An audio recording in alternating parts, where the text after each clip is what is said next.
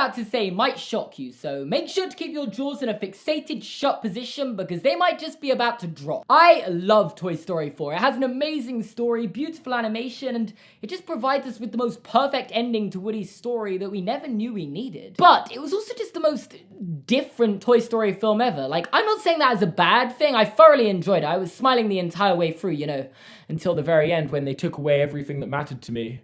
And murdered it. However, it did get me wondering, how did they change their formula and still make a wonderful and overwhelmingly popular film? Why does Toy Story 4 work? A YouTube video with spoilers.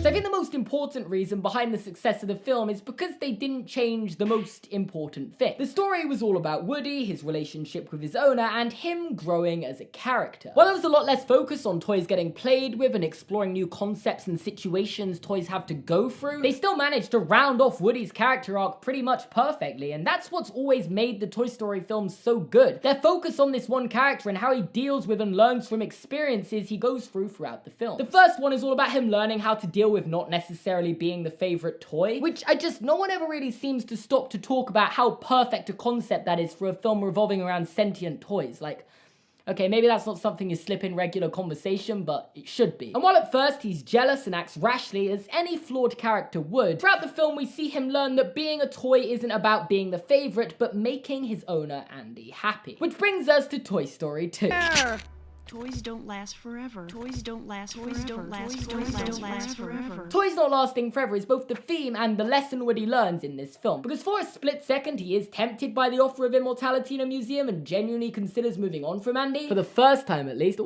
Foreshadowing. But he realizes that his role as a toy is to be there for Andy, not live on forever in some museum. Which brings us to Toy Story 3, where it shows he's stuck by Andy all the way into his adulthood. Despite years of not getting played with, sacrifices being made and having to let other toys go, he was sticking with Andy through everything. Until, well, he learned the most important lesson of all. Being a toy isn't about being there for an adult who doesn't need you anymore just for the sake of being loyal, not when there could be another kid out there that he could still bring joy to. So they all get passed on to Bonnie. Which there's an argument that this could be the end of his arc. It's the end of the other toys arcs for sure. But I'll get back to that because this is what brings us on to Toy Story 4. Where we find out Woody only kind of learned his lesson because despite Bonnie not playing with him as much anymore, he's sticking by her. You know, just for the sake of being loyal. Almost as if he felt he had to because of how he stuck with Andy through everything. Even Bo Peep getting taken away. Which can I just say was the perfect opening for the movie. It was a hugely powerful and emotional scene with Bo Peep realizing that Molly had no need for a nightlight anymore and that as a toy you have to know when it's the right time to move on. And while Woody considered leaving Andy for a second time, he had his name called in that second and realized how much Andy needed him and just couldn't do it. I mean, I was expecting something a lot more lighthearted to start, but no, straight in. And little did we know when first watching, but this turned out to be arguably the most important scene in the entire film. Because it explains why Woody is the way he was. He sacrificed so much to stay with Andy and just thought that was how you had to be with your owner. He had to be there for Bonnie no matter what, even if she didn't need him anymore. And right from the start, Woody is constantly drawing comparisons between Andy and Bonnie. Dolly has to remind him that Bonnie isn't Andy, and even Forky works out he never got over Andy. And that's why in this film he finally learns that despite the fact Bonnie wasn't the right kid for him, there are still plenty of kids out there who he could still bring joy to. As Buzz says, Bonnie will be okay, and I think becoming an ownerless toy is the perfect ending to Woody's story. Alongside being devastatingly sad as Buzz says he's not lost anymore, and then they go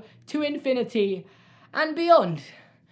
But I don't really want to go into that much more because I've cried myself to sleep enough this week. Because while there are a few other smaller things that made this film different to the others, like when they parodied themselves by turning the flashback scene into a joke, with Duke Kaboom not being able to jump as far as the advert, the Pizza Planet truck, well, I didn't even notice it, so it can't have been playing a major part like the other films. There was no point in the film where Buzz was convinced he was a space ranger or a cameo from the evil Emperor Zurg, and I feel like just in general there were less references to the other films, making this film less nostalgic. But at the end of the day, none of these things are overly important things. Yet you can sell a film fully off nostalgia, but sometimes a nod to something in a sequel can be confused with actual good storytelling. And this film was without a doubt a good story that focused on the important things, being Woody's character. I don't know if you noticed, but it was a very Woody-centric story. Sorry if your jaw just dropped again, you might need to quickly readjust. Which leads me to one of the things that made this film feel very different. The secondary characters all kind of got sidelined a little. You know, Rex, Mr. Potato Head, Slinky, and Ham. None of them had a very big part. I think this is one of the only major complaints people had about this film, and I get it. These are 4 of my favorite characters. Name another film franchise where a pig, a dog, a dinosaur, and a potato all rub off on each other so well. You can't? Oh, well, I guess that's another point in favor of Toy Story being perfect.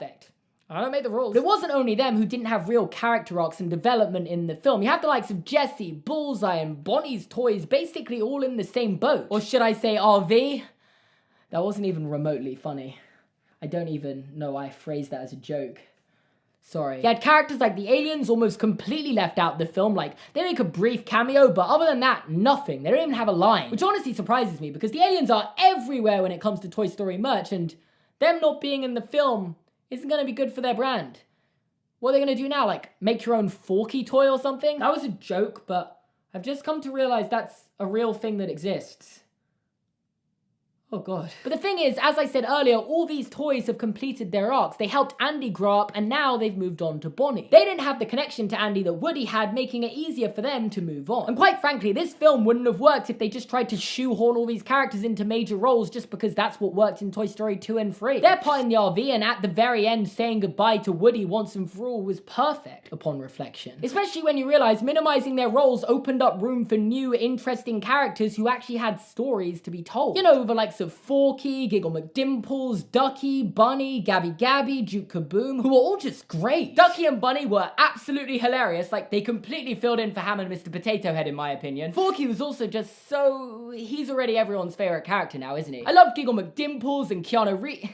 Duke Kaboom, but... it's basically Keanu Reeves, isn't it? But most interestingly of all was Gabby Gabby, because you see, up until now, the Toy Story films have been very good when it comes to producing villains. They're never just bad for the sake of being bad, and you can usually understand their motivation. You've got Sid, who at the end of the day is just a misunderstood kid whose parents don't love him and doesn't realize what he's doing is wrong. He also gets a bomb delivered to his house, so I guess, is that how things work in America? There's Stinky Pete, who was just a toy that no one wanted, and when he finally got his chance to be appreciated, he was going to do whatever he could to make sure that happened. And Lotso, who once loved a kid, until one day she lost and replaced him, causing him to think toys are disposable and mean nothing to their owners. Now, since the last two were both twist villains, I was kind of expecting Toy Story 4 to go in the same direction, but no. Gabby Gabby was almost instantly introduced as the antagonist, as she was eyeing up Woody's voice box right from the start with her plan to steal it. So from that moment, you think the film's gonna follow a pretty simple structure. She's going to try and steal the voice box but fail and eventually get what's coming to her. But as the story goes on, there is a twist, and she's revealed not to be the villain after all. A twist,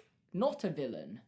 That's a new term that I just coined. And honestly, I didn't see it coming. This is the first Toy Story film without a villain. All she wanted was to be loved and played with, and Woody realizes after all this time, he's had an almost perfect life, so actually gives up his voice box so Gabby Gabby can have a chance to live hers as well. Which of course she does get to in the end, and what a scene. I get chills just thinking about it. One of the best Toy Story scenes, which is saying something, considering how different that scene is. You wouldn't be getting that scene in any of the other Toy Story films. It's not revolving around any of the main cast, nor is it a kid we've ever met before, but it shares the message of the film, and maybe the entire series, about the power of toys and how they can help kids, even in the darkest times, in the best possible way. Which is why, for me, Toy Story 4 just works. Special thank you to Zach, Kyle, Mats, and Amanda for sponsoring me on Patreon. If you also want to support me on Patreon, check out the link in the description down below. If you enjoyed this video and want to see other videos like this one, make sure to leave a like. You can subscribe to my channel by clicking here. You can watch another video by clicking here. You can check out my Patreon here and in the description down below. Thanks for watching, and I'll see you guys next time.